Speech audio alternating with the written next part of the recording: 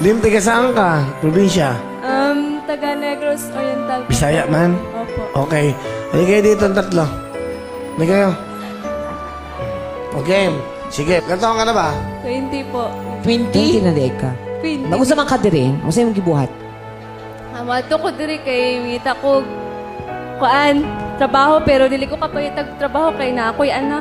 Nakay anak? Ah, nana siya anak. May anak ka na? Oo. Sabi ko anong ginagawa niya, Will. Sabi Nana niya, siya naghahanap anak ba siya ng trabaho, pero hindi siya makita kasi may anak na siya. Siya anak mo. Isa po na. Asa na ka po? Tatay niya. Iwan po kami ano po nabuntis po ako nung nalaman niya. Pumunta po siya dito sa Manila. Tapos po. Taga saan ba yung asawa mo? And tatay ng anak mo? Occidental po yun eh. So, yung nalaman po niya, umalis po siya. Na ikaw ay nagdadalang tao? Opo. Ilang taon ka nun? 18 po nun. 19 ako ng anak. Tapos, sa katunayan po, nandyan po yung anak ko sa backstage. Ah, talaga? Andiyan yung baby mo? Sino kasama? Yung best friend ko po, yung nag-alaga na lang po.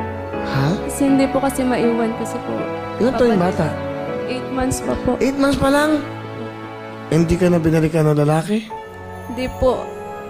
Parang hindi siya tao. Ewan ko pa, wala siyang konsensya. Hindi man lang, kahit suporta man lang po sa gatas. Kasi po, umaasa lang po ako ngayon sa mga kapatid ko po ngayon. Pero, ang hirap din po kasi makisama sa kapatid po na may asawa kasi po. Mag-aaway, hindi po maiwasan na madamay ka po. Kaya, nung bago lang, umalis pa ako sa kapatid ko. Tapos, umunta pa ako sa isang kapatid ko rin po na lang. Ilan ba kayo magkakapatid? 7 po. Ako po yung bunso. Tapos, hindi kasi niya alam na buhay yung bata. Bakit? Anong sabihin niya alam ba yung bata? Anong Ewan ko sabihin? sa niya, numayas lang bigla kasi. Sinabi mo sa kanya namatay po yung nanay ko kasi po hindi niya po matanggap. Kahit complicated na po yung sakit niya.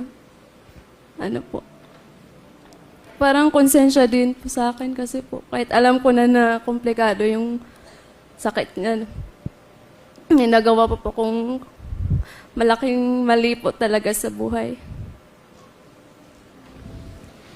Okay. Andiyan ba yung bata? Pwede bang Gusto ko makita po anak sana niya? ipakita yun. Dadali mo dito.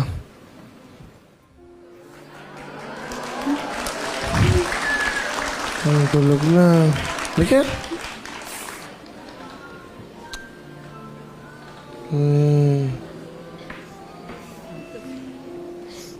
Tulog siya. Ano pangalan niya? Zenobia po, Will. Sino kaibigan mo? Opo, best. Halika. Best friend. Halika. Tutulog eh. Nobia.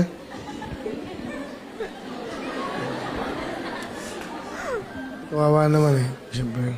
Ayun no. Ayun. Ano gusto mo sabihin sa anak mo? Kahit iniwan tayo ng tatay mo, pero para sa kanya, okay na rin yun. Kasi iniwanan naman niya ako ng isang buhay.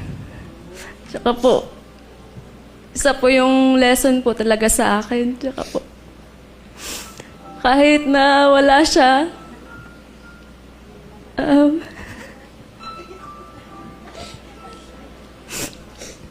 papangako ko sa'yo na gagawin ko ang lahat kahit wala siya.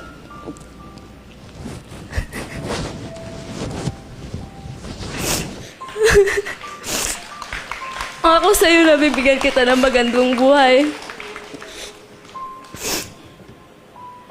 At saka, mahal na mahal kita, anak. Gising. Nahirapan ka na. Nakangawit na siya. Sige na. Siguro paupayin muna natin. Ha? Upo muna. Ano? Ikaw ang best friend niya? Yes po. Paano ka kumikita ng pera? Yun nga pong mahirap po, Will, kasi po, hindi ko po talaga alam kung paano po kasi, Will, umaasa lang po talaga ako sa kapatid ko po. Kung sino magbibigay ng mga diaper or gatas, yun lang po, nagantay lang po ako kung sinong kusang magbibigay po. Tsaka, hindi pa po napapabinyagan yan eh. 8 months na po. Ah, ganun? Sige. Nantok siya, ganda. Siguro upo muna kayo doon. Si Gobia. Ano pangalan niya? Si Nubia po. Si Nobia. Ano pilit niya? Belando po. Ikaw ang Bilando, ikaw. Sige. Sige, upo ka muna ron. Tabi ka muna ng kila Ariela. Sige lang. Para hindi siya mahirapan. Gusto ko pag kumakanta ka, nandiyan yung baby mo. Alika. Okay lang yan. Sige. May kasama ka ba? Opo, yung kapatid ko po. Ayan, sige, pakilala mo. Pinapakilala ko po sa buong mundo ang pinakamaganda kong kapatid, si Ate Joy! Hello, Kuya Will! Ikaw ba pakilang kapatid niya? Pangatlo po ako. Pangatlo ka? Oo. Ano gusto mo sabihin? Day, magpakatatag ka, be strong and be courageous kasi nandiyan naman si Lord para sa atin. Sana mag-matured ka kasi may baby ka na, yun lang ang ano mo. Yun lang ang dahilan para mabuhay ka. Kaya, kahit anong problema dumating sa buhay natin, huwag kang pawalan ng pag-asa. Kasi yun ang buhay. Lahat may maraming pagsubok. Kahit maraming pagsubok, dahil may Lord tayo, kaya be sunshine talaga yung feelings natin. Kaya kontrolin mo yung emosyon mo. Kaya palagi kang be strong talaga sa lahat ng mga problema na dumating sa atin. Yun po. So, I love you so much. Thank you, Ate Joy. Sa ate mo? Ate Joy, maraming salamat po sa lahat. Kasi, maraming salamat po sa lahat nung nag-aaral pa po ako. Kayo po yung sumusuporta.